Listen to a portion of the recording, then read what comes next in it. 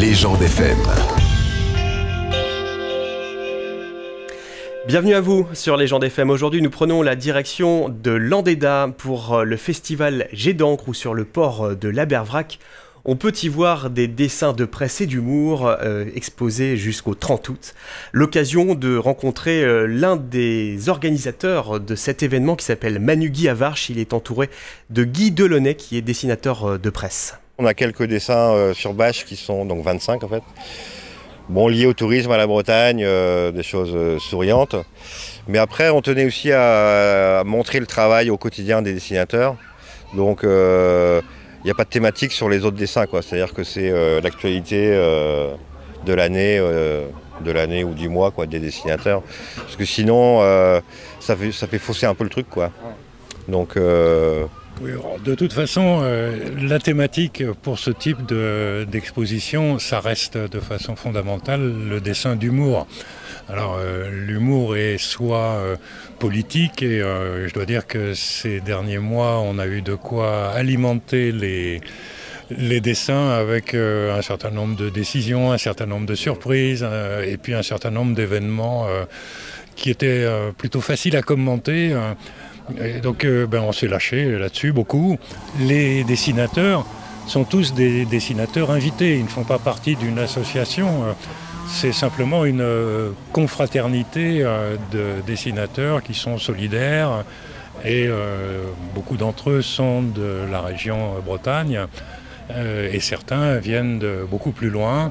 Et malheureusement, avec les restrictions de voyage, nos invités les plus lointains de Tahiti et de Tunisie n'auront pas pu venir nous rencontrer pendant le festival. On le regrette beaucoup. Demain, on essayera de les avoir au téléphone pendant la présentation du métier de dessinateur. On est parti aussi du principe qu'on faisait confiance cette année à tous ceux qui avaient dit OK l'année dernière pour le festival, que ce soit les partenaires ou les dessinateurs.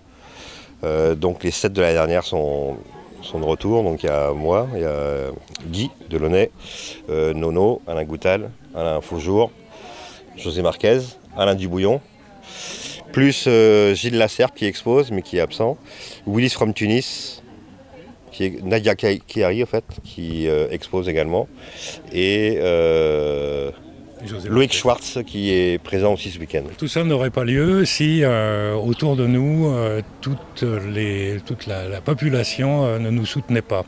Et ça c'est assez extraordinaire parce que malgré les difficultés rencontrées par les commerçants, ils ont tous joué le jeu, tout le monde a accepté soit de mettre la main à la poche, soit de mettre la main à la pâte, et ça c'est quelque chose qu'il faut souligner. Il y a une solidarité de cette communauté ici qui est remarquable. Sentiment également partagé par Alain Goutal et Loïc Schwartz, dessinateurs de presse, qui se réjouissent de cette nouvelle édition du festival Jet d'encre.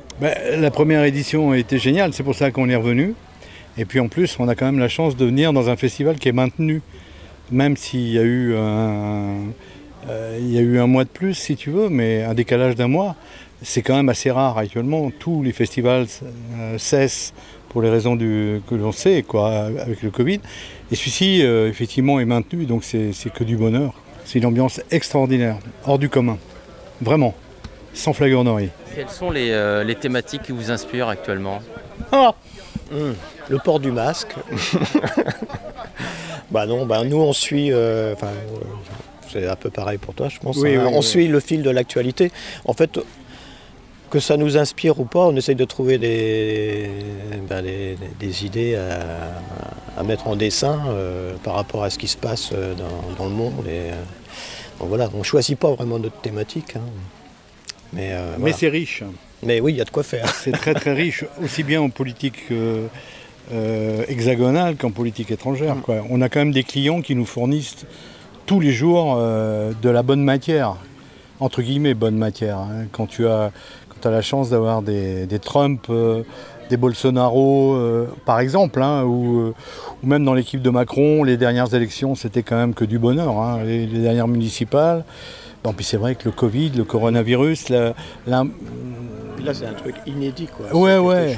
Et puis ça Ça change tout, ça change les cartes de tout, quoi. Oui. Au niveau sociétal, au Oui. niveau santé, c'est quand même quelque chose qui est... Et puis même au niveau mondial. Et là, au moment où on fait l'interview, vous avez déjà l'idée pour le prochain dessin? Pas forcément. Moi, oui.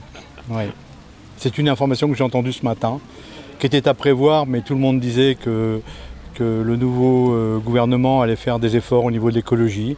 Et on vient d'apprendre que le gaucho allait être à nouveau autorisé malgré son interdiction. Vous savez, le gaucho, c'est l'insecticide tueur d'abeilles. Il va être autorisé, tu le savais peut-être pas? Si, tu savais? C'est un scandale total, quoi. Malgré toutes les décisions européennes et décisions hexagonales. Donc le prochain dessin, ça va être là-dessus, pour montrer à quel point la ministre de l'écologie, Pompili, sert à quelque chose. Voilà. Combien de temps vous mettez pour faire un dessin en moyenne? Moi, je me fixe une norme aussi, là, pour le coup, que j'essaye de suivre, 1 heure pour un dessin, entre l'idée, la mise en couleur et la mise en réseau sur Internet notamment. Mais pour la réalisation du dessin, couleur comprise, voilà, pas plus d'1 heure. Certains cinéastes appellent ça des dogmes. J'aime pas les dogmes, mais là, en l'occurrence, c'est ce que je me fixe.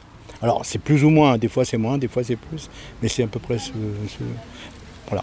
Et pour Loïc, c'est à peu près le même temps de travail ou c'est différent? C'est pas pour réaliser le dessin, c'est pas forcément ça qui est le plus long. C'est plutôt la recherche de l'idée. L'idée, et là, on ne sait pas, ça peut venir tout de suite et ça peut mettre longtemps. Donc voilà, et moi je sais pas vraiment je peux rester une demi-journée sans rien trouver, puis après ça va venir. Il y a aussi un temps, je pense, où il faut digérer. Ouais, où il faut accumuler les trucs, réfléchir, essayer des choses, et puis après tout d'un coup ça vient, puis on sait pas comment l'idée est arrivée souvent. La formulation, la concision du texte, souvent nous tombe dessus. On a le bloc, on a le bloc compact de ce qu'on a envie de faire, et d'un seul coup, ça élague, ça devient clair. Et si ça nous cause, en général, c'est que ça peut causer. C'est pas forcément très bon, mais en général, ça peut causer. Je sais pas, hein, toi c'est pareil. Ouais. Le plus rare, c'est quand on arrive à se faire rire soi-même. Ouais. Et ça, c'est pas tous les jours. Ouais. On arrive à articuler des dessins, mais moi ce que j'aime bien, c'est quand on se surprend, quand l'idée arrive et que ça nous surprend nous aussi, quoi. Je sais pas si ça t'arrive. Si. Alors moi là, c'est. En général, ça veut dire que le dessin il est plutôt réussi, je pense. Moi c'est une impatience pour rejoindre ce que dit Loïc. C'est t'as une idée. Et tu te dis, purée, il faut que je la fasse tout de suite. Parce que quelqu'un d'autre va me la piquer. Parce que souvent, il y a des choses qui sont dans l'air, si tu veux, et tu as envie d'être le premier. Alors là, il n'y a plus rien qui compte que l'envie de faire le dessin, quoi. Donc ça c'est stimulant, c'est excitant. Puis c'est balèze, quoi. Voilà. L'exposition du festival Jet d'encre est à admirer jusqu'au 30 août à plusieurs endroits à l'Abervrac, au bourg et au port, ainsi que chez les commerçants.